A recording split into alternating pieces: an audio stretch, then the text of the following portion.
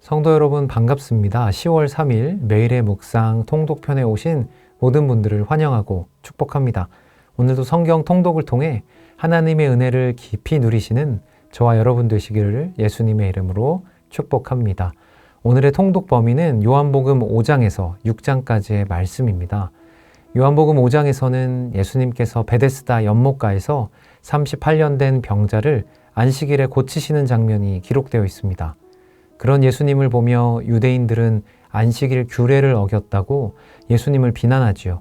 그러나 예수님은 자신을 하나님과 동등되게 여기시며 생명과 심판의 권세를 갖고 계심을 선포하십니다.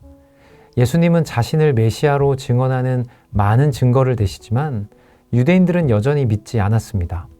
예수님은 이어지는 요한복음 6장에서 오병이어의 기적과 무리를 거르시는 기적으로 예수님이 어떠한 분이신지를 보여주시지요. 이런 기적들과 함께 예수님은 자신을 하늘로부터 내려온 생명의 떡이라고 말씀하시면서 자신의 살과 피를 먹는 자만이 영생을 얻는다라고 말씀하십니다. 그러나 많은 사람들은 이 말씀을 어려워하고 결국 떠나게 됩니다.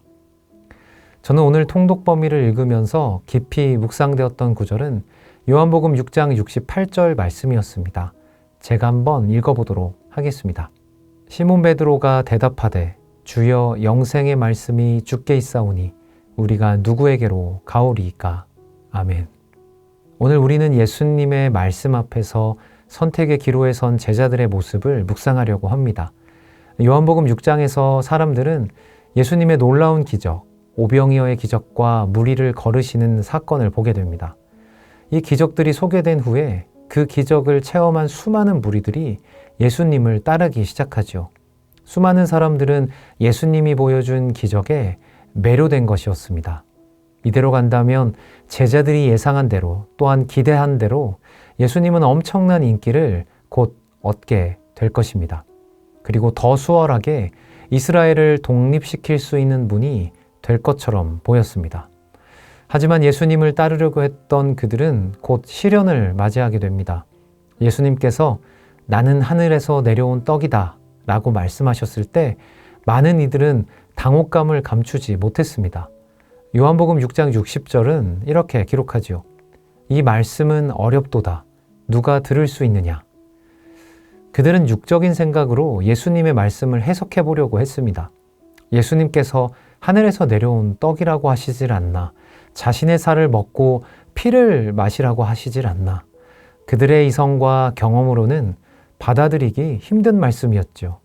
그러나 그 말씀은 상징이었고 그 말씀의 깊이는 영적인 진리를 담고 있었지만 많은 사람들이 그 깊이에 이르지는 못하고 걸려 넘어졌습니다. 결국 그 말씀에 그들은 예수님을 떠나고 말았습니다.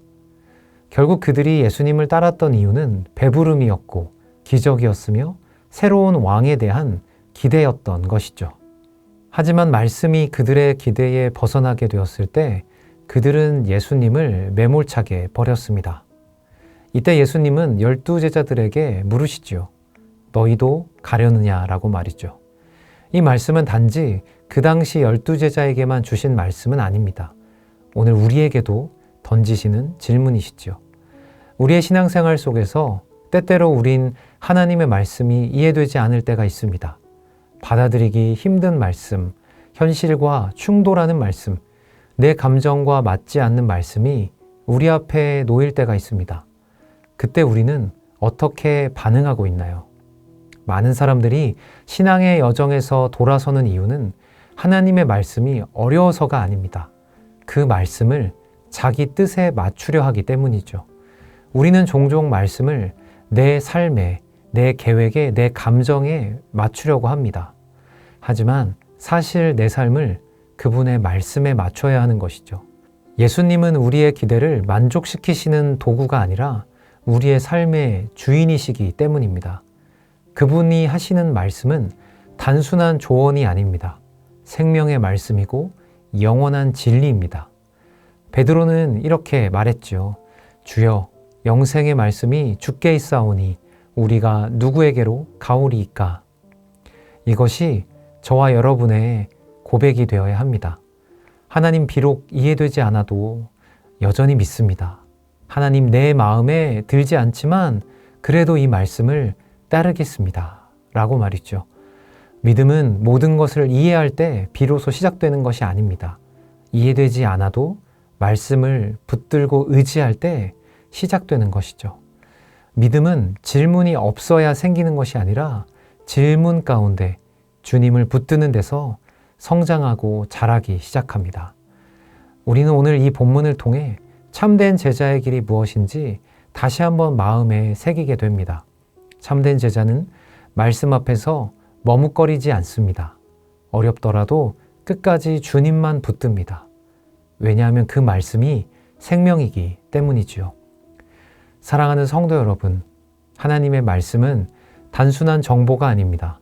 그것은 생명입니다. 예수님은 단지 교훈을 주시기 위해 우리에게 오신 분이 아닙니다. 그분 자신이 생명의 떡이십니다. 우리가 그분의 말씀을 붙들 때 우리는 곧 생명을 붙드는 것입니다. 우리가 그분의 음성을 따를 때 우리는 길과 진리와 생명 가운데 행하게 되는 것이죠. 그러므로 우리는 이 말씀을 떠나지 말아야 합니다. 이해되지 않아도 주님께 물으며 붙들어야 합니다. 받아들이기 힘들어도 그 말씀을 묵상하며 순종해야 합니다. 말씀이 우리를 살리고 우리를 변화시키며 결국 우리를 영생으로 이끄는 능력임을 믿어야 합니다. 우리가 교회를 다니는 이유가 단지 위로를 얻기 위함이 아니라 생명의 말씀을 듣고 따르기 위함임을 기억하면 좋겠습니다. 우리 마음에 어려운 말씀이 들릴 때마다 베드로의 고백처럼 주여 영생의 말씀이 주께 있사오니 우리가 누구에게로 가오리이까 라고 고백하며 살아가는 저와 여러분이 되시기를 예수님의 이름으로 축원드립니다. 기도하겠습니다. 사랑과 진리의 주님, 오늘도 주님의 말씀 앞에 섭니다. 때로는 이해하기 어렵고 받아들이기 힘든 말씀일지라도 그것이 생명의 말씀임을 믿습니다. 우리의 마음을 열어주시고 주님의 진리를 온전히 받아들이게 도와주시옵소서. 많은 이들이 주님을 떠났던 그 순간에도 베드로는 영생의 말씀이 주께 있사오니 우리가 누구에게로 가오리이까라고 고백했습니다. 우리도 그와 같은 믿음으로 주님을 따르게 하여 주시옵소서.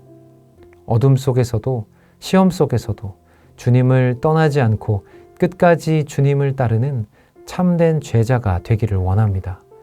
우리의 연약함을 도와주시고 믿음을 더하여 주시옵소서. 이 모든 말씀 우리 주 예수 그리스도 이름으로 기도드립니다. 아멘.